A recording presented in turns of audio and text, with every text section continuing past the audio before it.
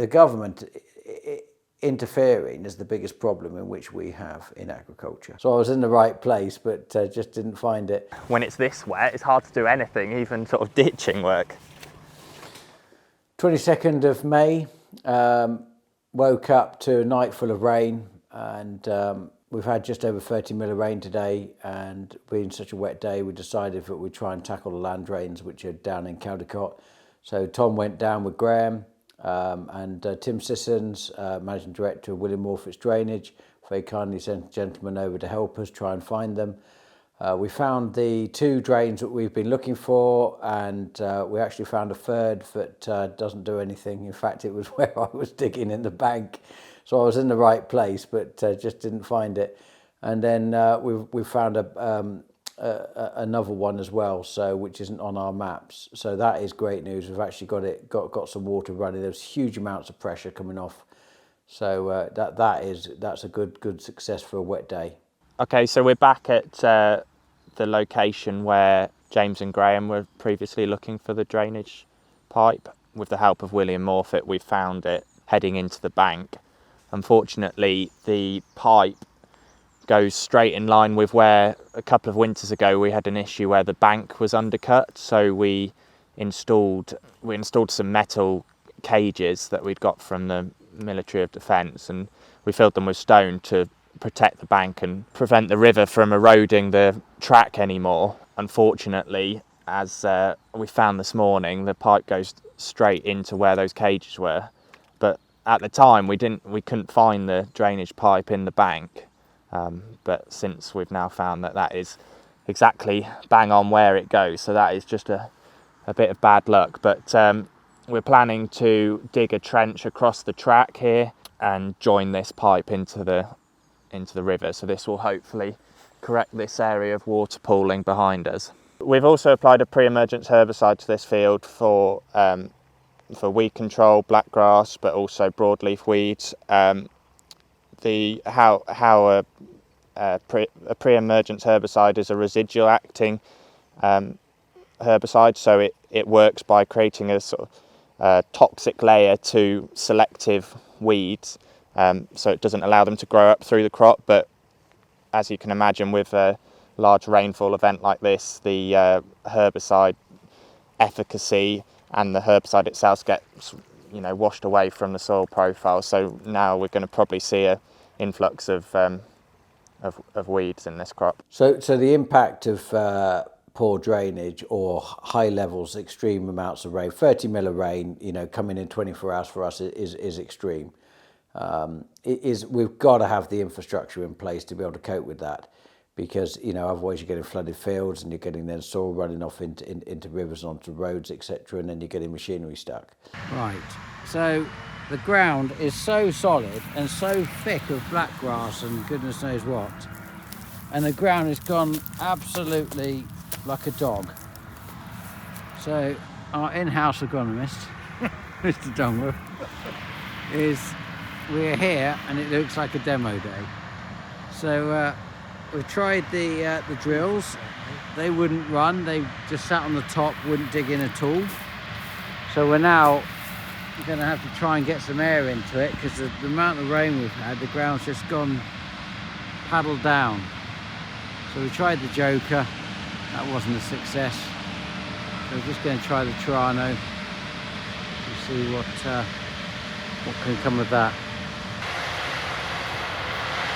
There's Raymond with 12 metre Terrano running on CTF, controlled traffic farming. The crawler's been woken for the winter and it hasn't quite warmed up yet, still grumpy. They take a couple of days. Big lazy engines.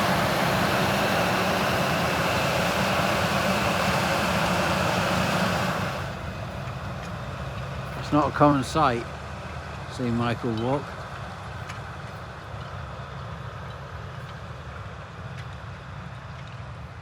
Filling up with the Army Bowser, the old tractor. All this got flooded. This whole area was completely flooded from that brook, all because of this bridge and the debris all the way along here not getting cleaned or dredged or anything. So demo's going ever so well. Found a bit of a wet patch, as it turns out, and Tom's thinking about it while he's cleaning out his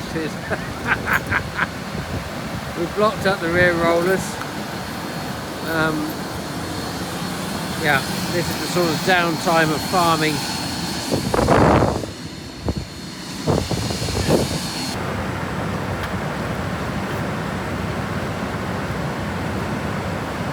So what we're trying to achieve here is we've got land which the big drills won't go on. So we've got a 6 metre drill which we call our wet weather drill. But of course we want to be on a 12 metre controlled traffic farming system as opposed to a 6. So we really want to run every 12 metres. Now the advantage of that is that when you come over to this, which is a sprayer wheeling, so every third pass of a 12 metre you are on your 36 metre tram line. So those wheelings there either side where the sprayer runs and the combine and everything else, the fact the crop doesn't grow in them, it doesn't matter because we're going to run them dry. The intermediates, which is every 12 metres until you get to the 36, the 12 and the 24, we do want to try and get the crop to grow in those. We drill the tram lines to try and stop the erosion of the water running down them, so that the crop, you can see further up, it's not here where it's sat with water, but further up, and that holds the soil together when we drive on it, and it stops the gouging out of the water and the sediment running into the drains. So this drill with these rollers, the problem is it's a bit like running a cultivator in the wet. They fill up with dirt, creates a lot of weight on the back for starters. Secondly, we've got obviously the downtime of it being blocked up, so we've got to try and find a solution around this. Maybe make them wider, not have them so the dirt can't get stuck between, maybe go for a solid in between, or go back to the tyre type design. But this is the point of trialling this type of equipment, is to find the faults so that can try and build it better, so that when it goes commercially onto the market, of course it's a good machine. So it's been trialled and tested. So you can see here how wet it's been, where it's got flooded. I mean, my boots are just sitting here, getting stuck to the floor, etc. But trying to get spring barley in this. There's the winter barley on the other side, which is drilled at the same time. Great crop. And then this is a comparison. What a mess. So hopefully we'll get this running in a second. So Glyn on the Sprinter. We're drilling peas for Wherries on contract, and in fact it's 26th of April.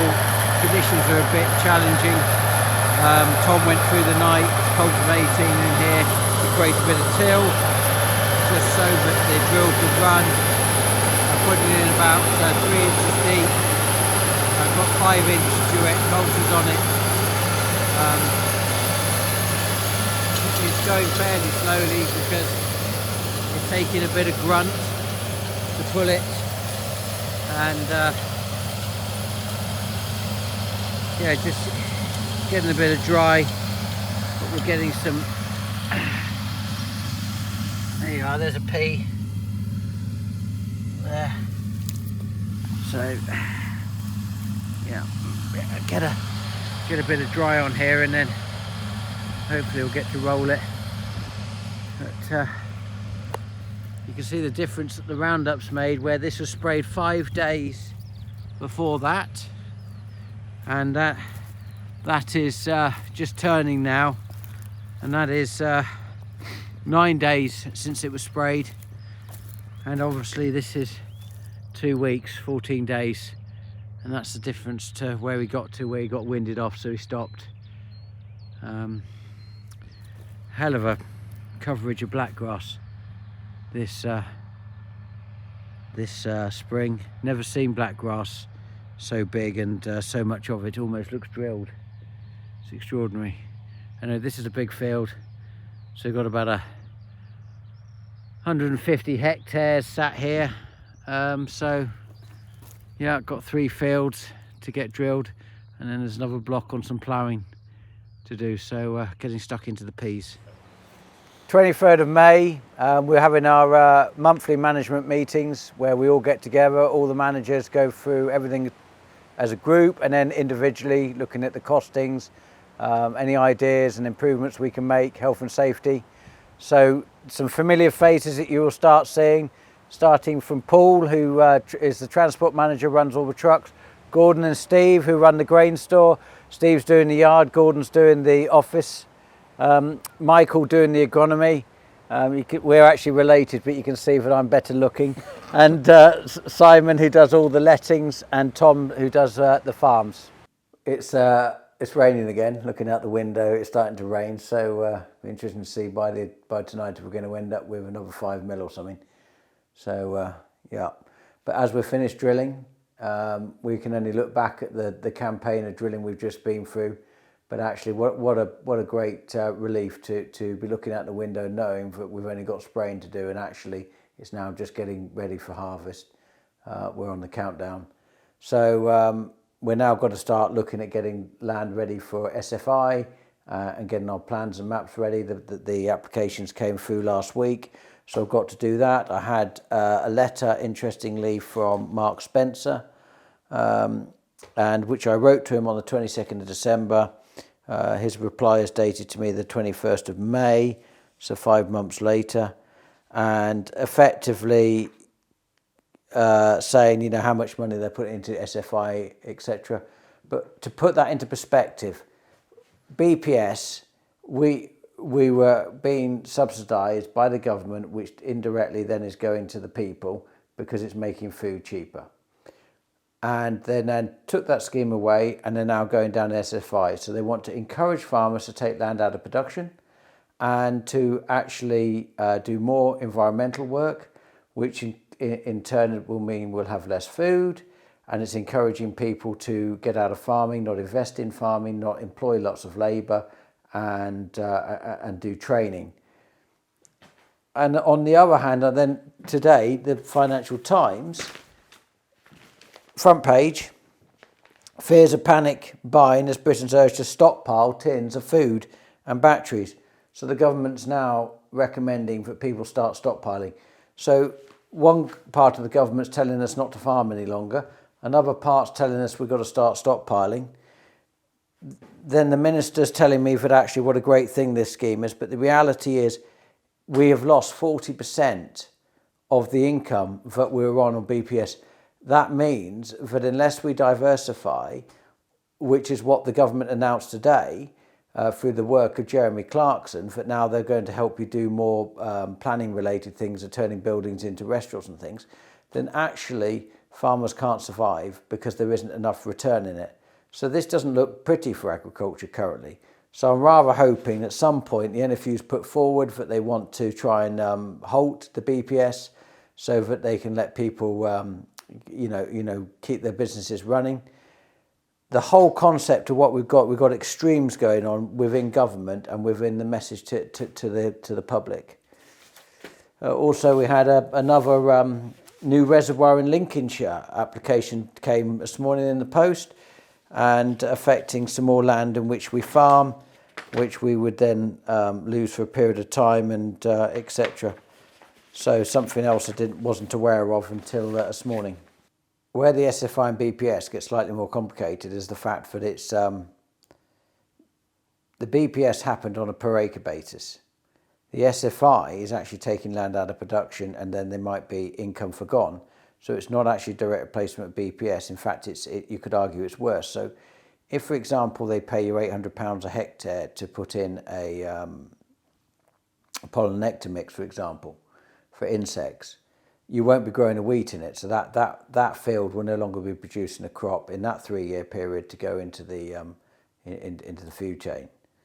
So they're then capped how much land you can take off a farm. So now it's 25% cap. At one point, if I had took all of the farm and we'd put the whole lot in to SFI and took all of the stop farming completely, just put the whole lot into the environmental package, sold all the machinery, made everybody redundant, let out all the houses that have got staff in on full rents, and no overdrafts, just me in the business, we were going to go from a £300,000 profit to 1.3 million. So that was, and I wouldn't have produced any crops. But actually, then they put a cap on a 25%.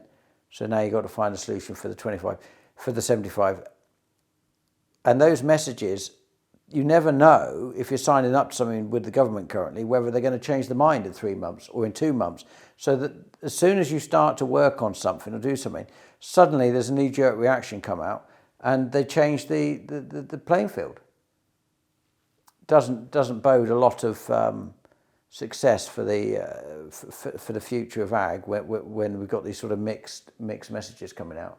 We've decided as a business we want to focus on growing crops, producing food. I truly believe that's my role within society. We do a lot of environmental work. We're doing regenerative work. We're doing all kinds of things which we'll talk about during the story of through the year. But we fundamentally, as a farmer, need to produce crops. And I believe that the environment and farming needs to be on an 80-20. And 80% needs to be making food and 20% can be doing environmental.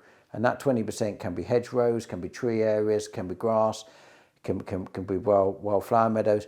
But you've got to be fundamentally producing food to feed people. And that's our role as farming. That's what makes us proud to be farmers.